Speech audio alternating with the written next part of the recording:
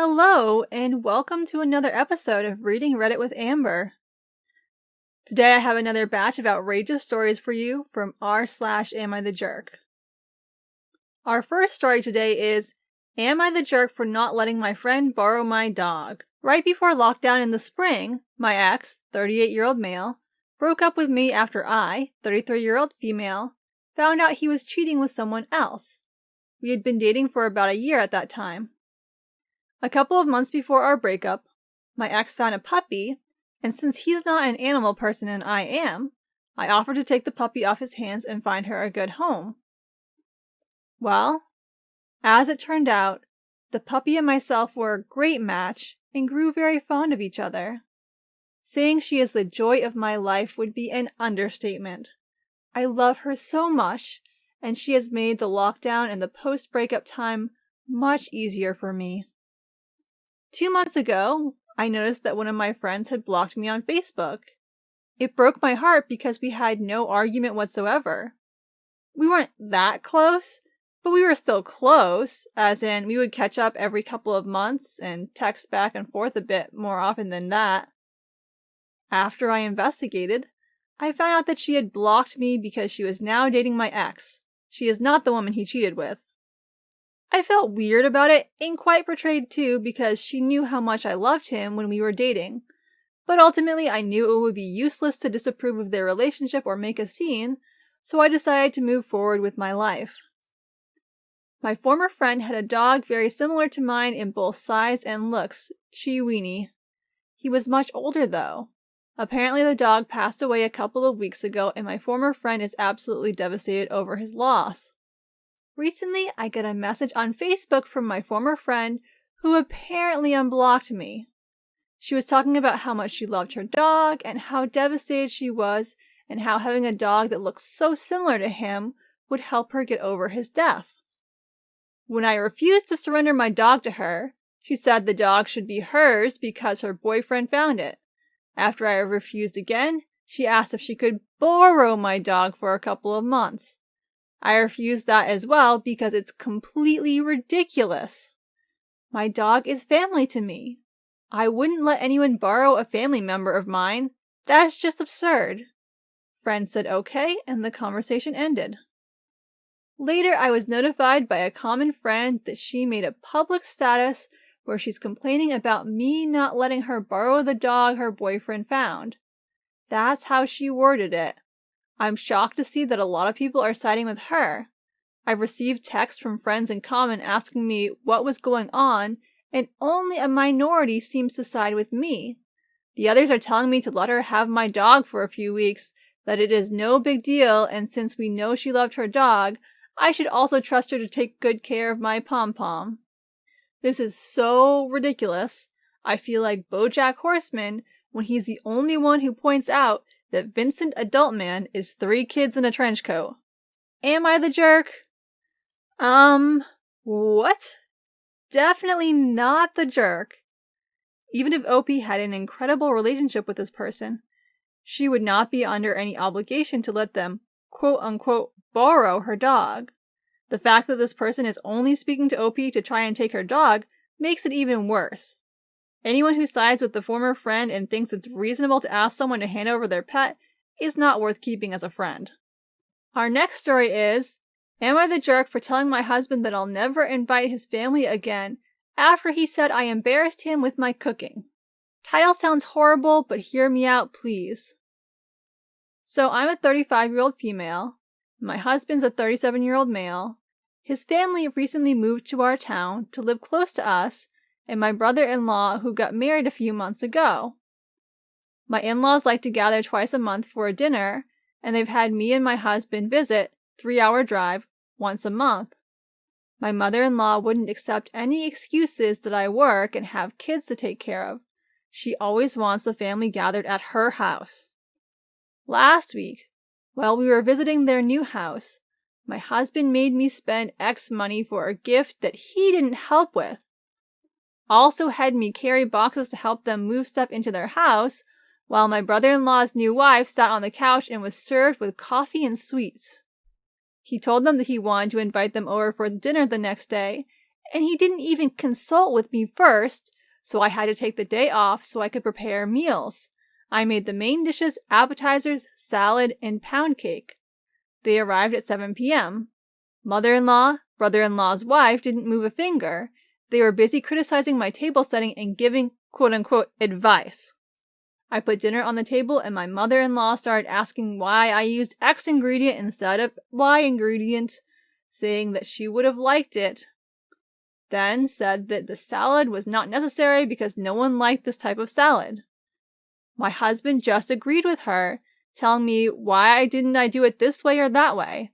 I was getting mad and lost my appetite. Mother-in-law said the pound cake was not complete and didn't look delicious. My husband told her that he wanted to get one from the bakery, but I didn't allow him. The cake stayed the same while they ate what brother-in-law's wife brought and flattered her. After they left, I told my husband that his mom was being rude and mean to me the whole time, that he should have stopped her instead of agreeing with her. He said that he didn't defend me because I was in the wrong and what I cooked was not so great, and that I embarrassed him in front of his family after having them try my cooking for the first time. I got mad and told him I will no longer invite his family for dinners, and he didn't like that since he told his mom that we will regularly invite them for dinner. He called me too sensitive and that I should just focus on cooking what they like instead. He thinks I'm overreacting, but I'm so angry and feel like I've been insulted and disrespected in my own house. Opie is not the jerk. She took a day off from work to make a last-minute meal that her husband did not consult her about before volunteering her for it. After all that effort, husband's family spends the whole time criticizing everything, and her husband won't even stick up for her. Even if the food was actually terrible, the in-laws' behavior would have been completely inappropriate. If the husband wants a meal that his critical family will enjoy, then he can make it himself. Opie should get out of this relationship ASAP if she can, because it's clear that her husband has zero respect for her. Our next story is, am I the jerk for choosing not to sew baby quilts or dresses or anything other than housewares for my family? I started sewing when I was around 18. When I got to college, there was this girl Allison in my dorm who brought her sewing machine, and I could hear her doing stuff through the wall. I got up the nerve to say hi to her, and I spent many hours on her bed, watching her sew while we watched TV and talked. She taught me some basics, and I eventually saved up to get my own machine. My family didn't really support this. They've always been kind of, who has the time for that, people? Anything that isn't sports or work is bad, because people should always be in the pursuit of more money, more cars, dating up, getting rock-hard abs, etc. The first year, I made everyone simple but useful presents. Aprons, pot holders, zipper pouches, etc. My dad is the only one who appreciated it.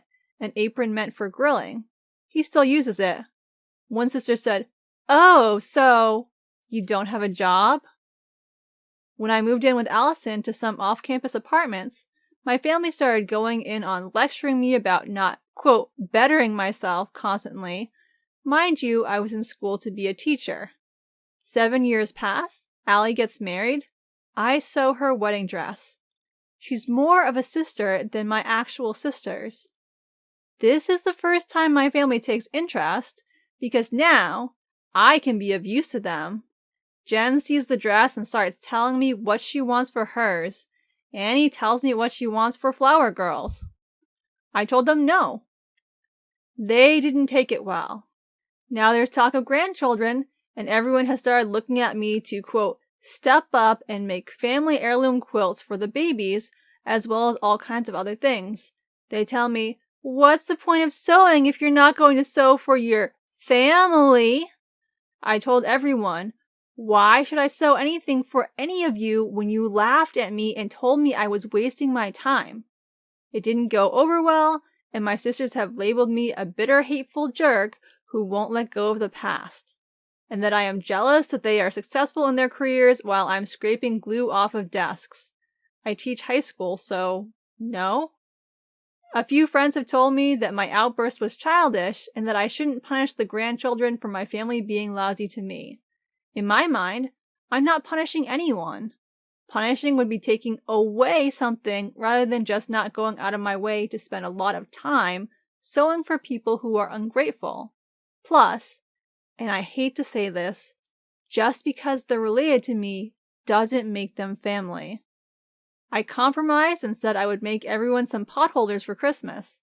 They told me not to bother coming if I'm not going to be a member of the family. Am I the jerk? Not the jerk. Sewing takes a ton of time, energy, and money, especially as large-scale a project as wedding dress. Why would she sew for people who have belittled her interest every chance they've had? Even if she and her family had a good relationship, she would not be obligated to make things for them. But in this situation, it's clear that her family is just trying to use her to get the things they want. Opie, save your energy for the people who have valued your work from the start, like Allison. Content warning on our last story, it discusses eating disorders. Feel free to skip out here if you're not comfortable with this topic. Our final story is, am I the jerk for telling coworkers extremely bluntly why I'm not participating in the office weight loss bet?